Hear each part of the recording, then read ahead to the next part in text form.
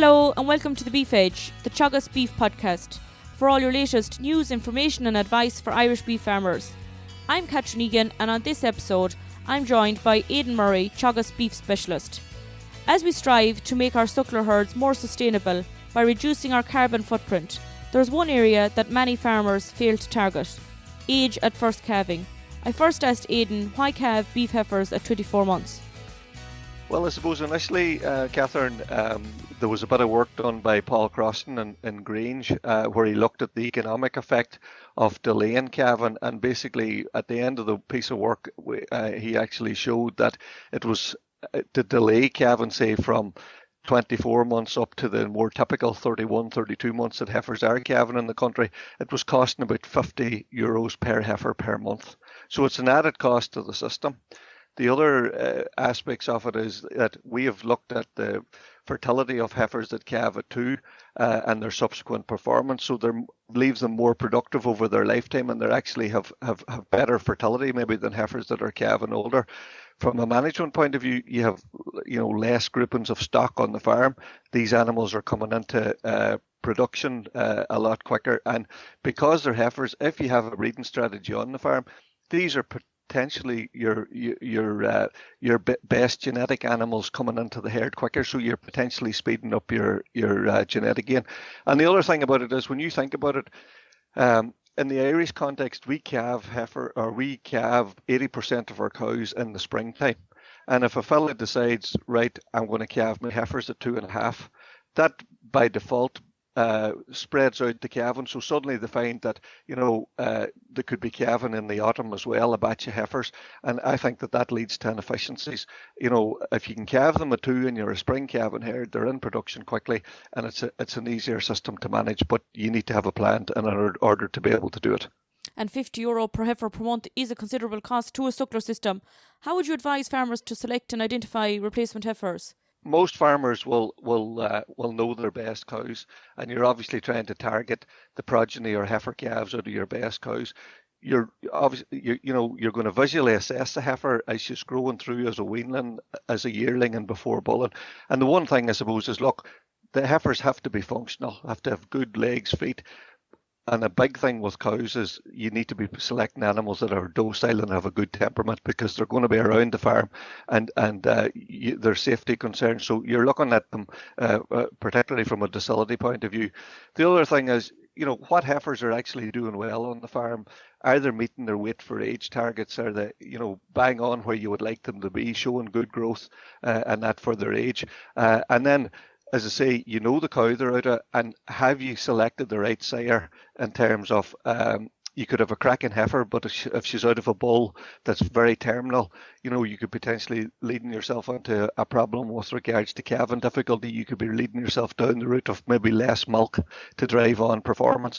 And that'll all show up if the animals have been genotyped and you've got a replacement index. You can see where the animal is strong or weak on the system.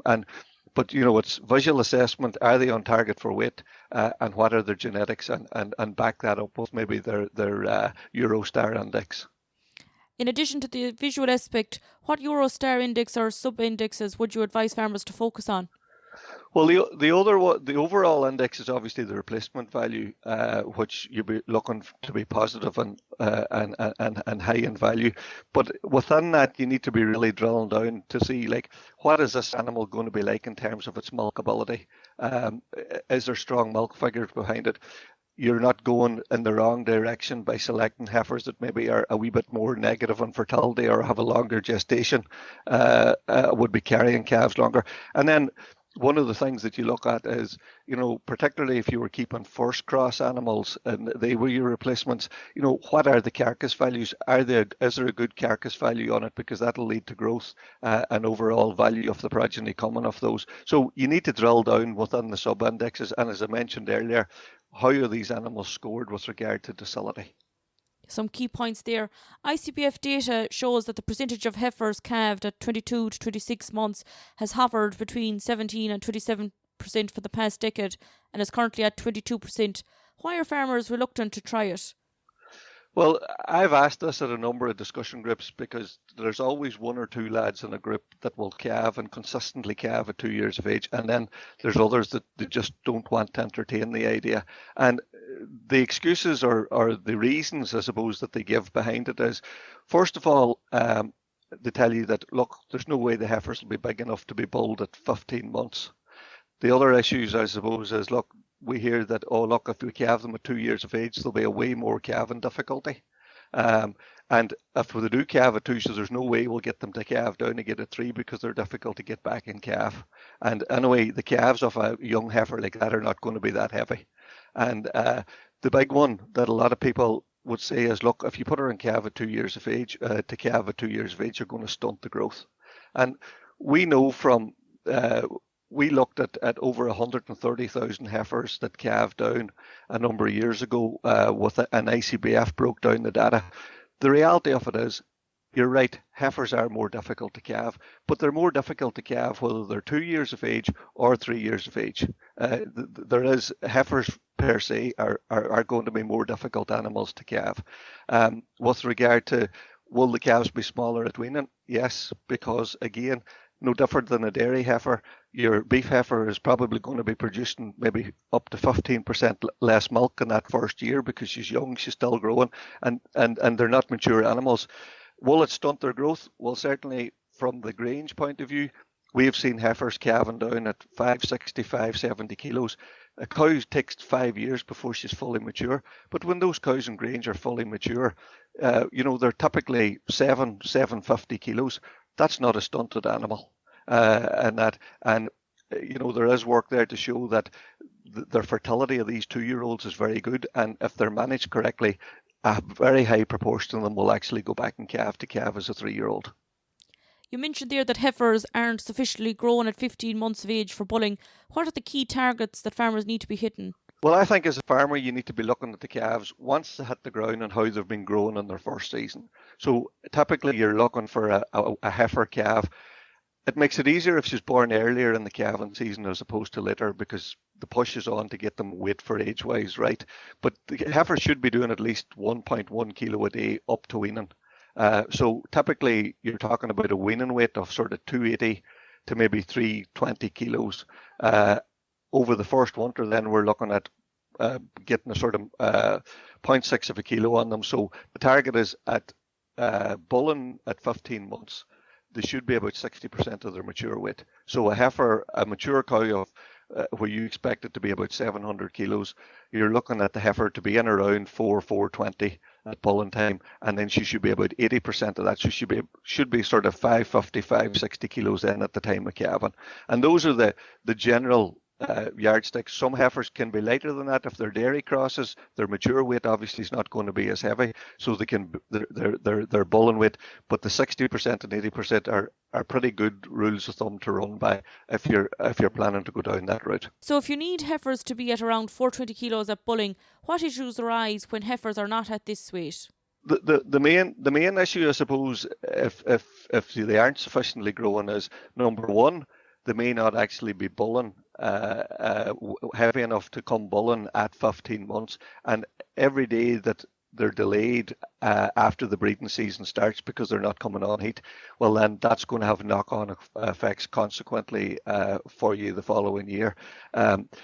You want them, if they are bulling, and heifers by their nature will be fairly fertile, and you can get them calved in the first half of the calving season, it's given the heifer more time to actually keep growing, build up a bit of condition, and be able to go back and calve down as a second calver. The later they calve in the season, particularly if they're not going to grass immediately after the calf, it's a much bigger battle for them to try and get them back in calve, and there could be slippage there in particular. So it's about you want them well grown, you want them on target, and you need them well grown as well at the point of calving so that they have the ability to calve. You don't want them small or underweight at that stage because they definitely will struggle to get back in calve as second calvers, and possibly you will have more calving difficulty.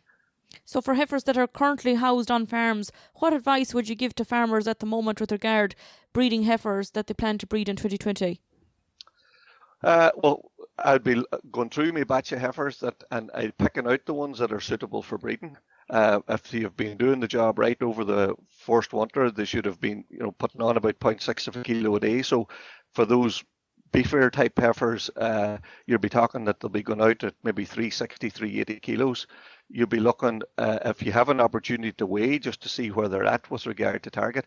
And I think that if you can get them to grass early, although the current weather mightn't just be great for that, if you can get them to grass early and get them gaining rapidly on the run up to the breeding season, well then that's going to leave it easier to reach that target of 420 kilos. So, you should be identifying, picking them out. You don't want them over fat at this stage, but you want to get them geared up to get to grass, to be gaining quickly. And in the 2 months before breeding, if you have a policy where you're vaccinating against lepto, or you're vaccinating against BVD, get that vaccination done about a month or so in advance before you start breeding, because you don't want to be interrupting the breeding cycle at all. But once you be happy with what you have, make sure they're well enough growing, and if they're well enough growing and good weight for age, the majority of them will be cycling by the time you start breeding. Previously, you mentioned there one of the issues that farmers were reluctant to calve heifers was that they were too difficult to calve. What influence do farmers have over this?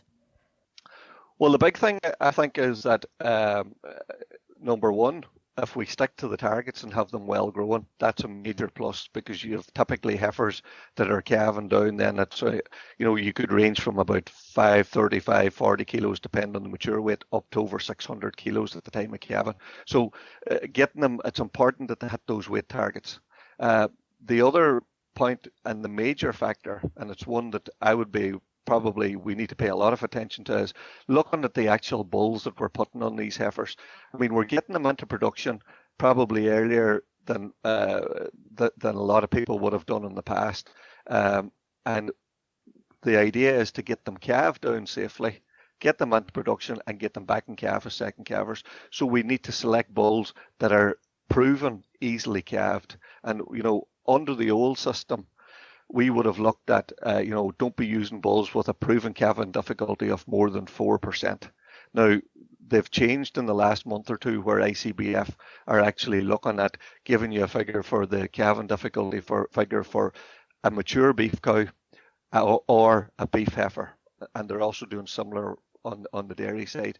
But if I was to translate 4% calving difficulty in the old system to the new system, when I go to select a bull to put on a heifer to try and ensure easy calving, I'd be looking for a bull with high reliability, so 70+%, and I would be going no higher on the beef heifer calving difficulty figure of about 7.5%, and that's reducing the risk of calving difficulty. And as I said earlier, heifers are by nature more difficult animals to calve, and they do need more supervision at calving time than mature cows per se. And one of the things that came up from that initial work that we looked at with ICBF, people tended to use bulls that were maybe just marginally too strong for heifers with regard to calving difficulty. So don't get too greedy with the bull that you use. I'd be a wee bit worried. People are a wee bit confused over the figures that are out there at the moment, particularly with the new figures and getting an understanding of them.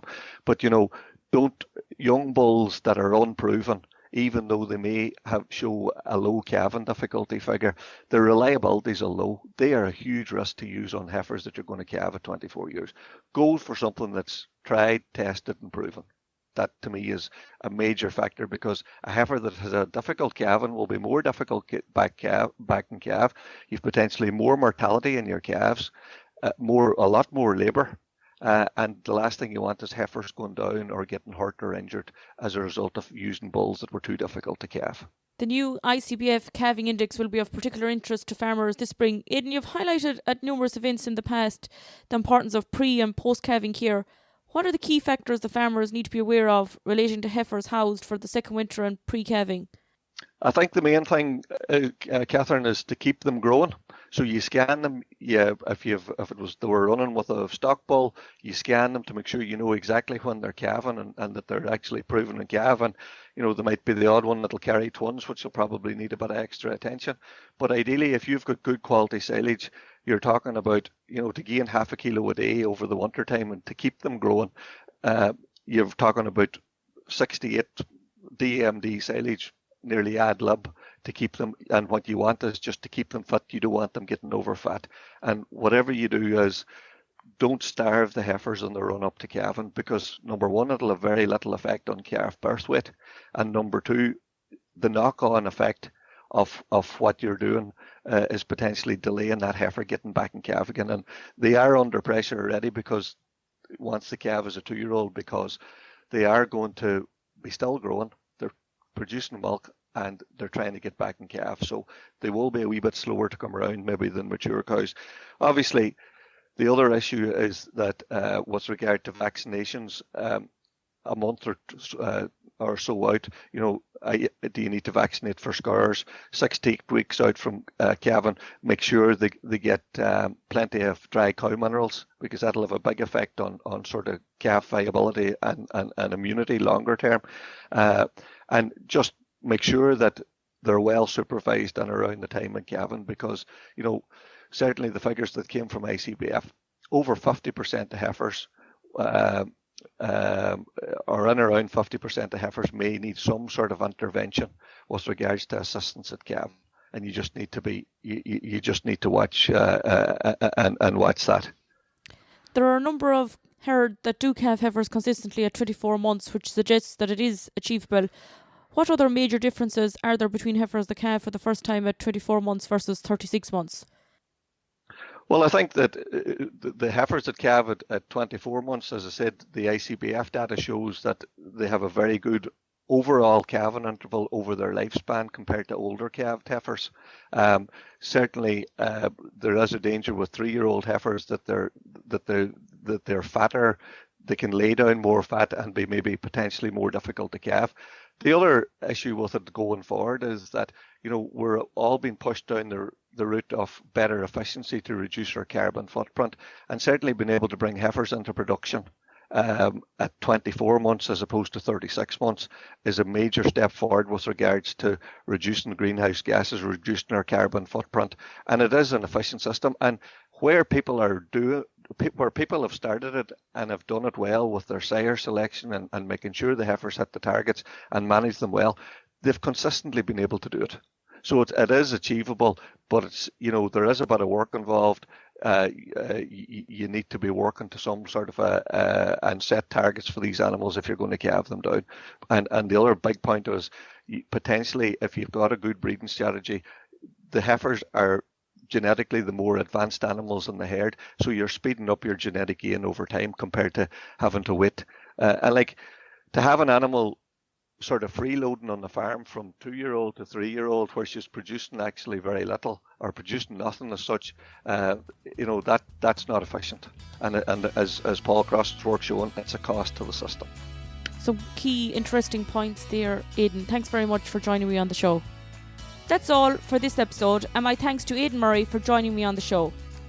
You can catch up on all other shows and interviews from the Beef Edge podcast on the Teagasc website at teagasc.ie, or you can listen on Apple and Google Podcasts as well as Spotify.